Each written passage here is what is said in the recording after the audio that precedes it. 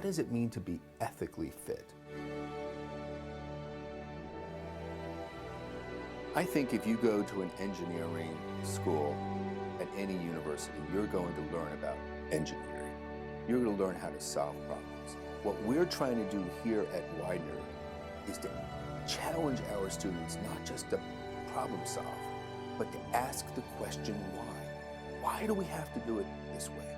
Why has it always been done that way? That idea of asking why, the why questions, that's a mark of leadership. You don't get that at all engineering programs. You get that here at Widener. One of the things that Widener offers that is different than some of the other schools is that we have a small school environment where we try to get to know the students on a personal level. So we feel like the better faculty get to know their students, the better it is all around, whether it's for career advice, whether it's for help in classes, whether it's for scheduling classes. We feel like the more approachable we are to the students, the better off they are in terms of their education.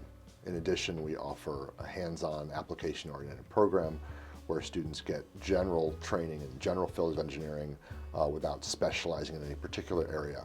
We feel like this broad base will allow them to be more flexible when they get into industry and have a wider range of career opportunities. I have to kind of shout out to Dean Fred Ackel. When I first came to campus, he pulled me aside and he said, I really want to see if we can do something just so powerful for our engineering students, and he and I have been working together ever since.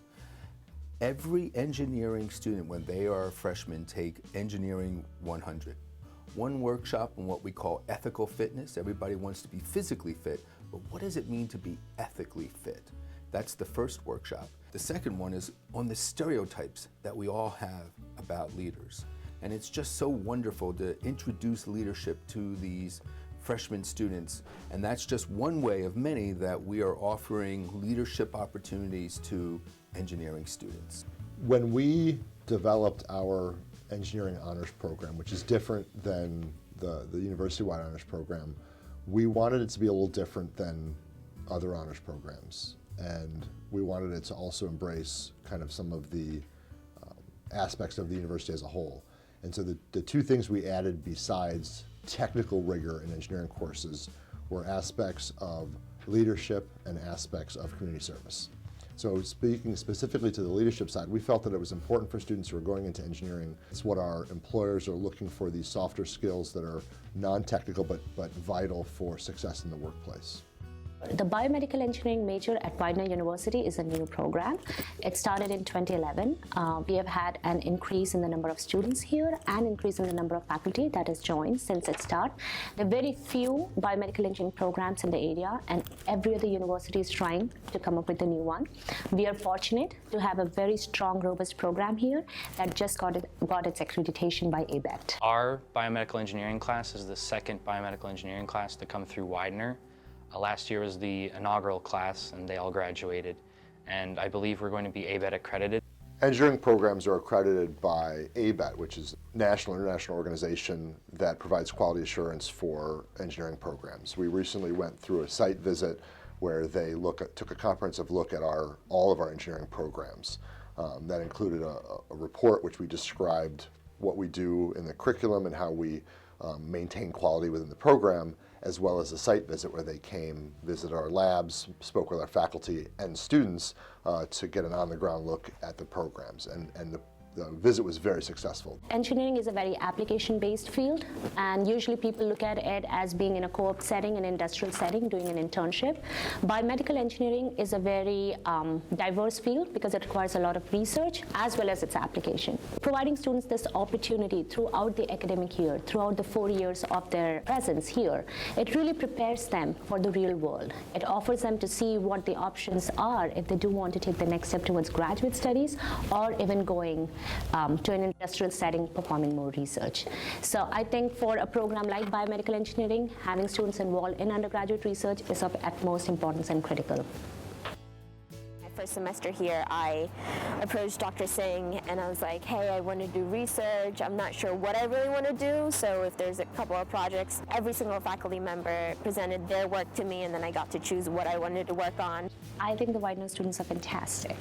And the reason for that is because I've had a close opportunity to assess them. I did not have this opportunity in a bigger institution.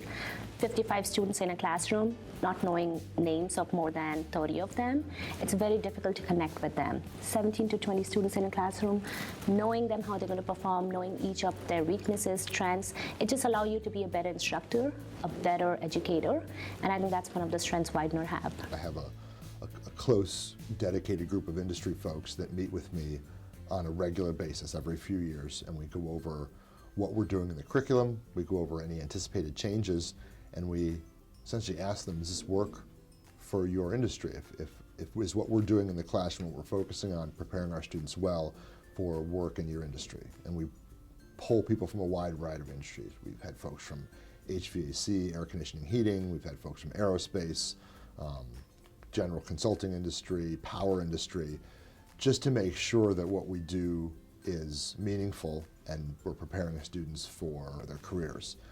What we find that's kind of interesting in some cases is that the employers tell us that in addition to the technical skills, they want students that can make good decisions, that can work in teams that are both multidisciplinary and diverse, and bring that aspect into the workplace. So rounding out the student with leadership, business skills, and good decision making is just important to them as the good technical skills. And so all of that has allowed us to shape our curriculum in ways that we can provide successful employees to these industries. The main thing that I was working on at Devon Medical was a product called the negative pressure wound therapy pump.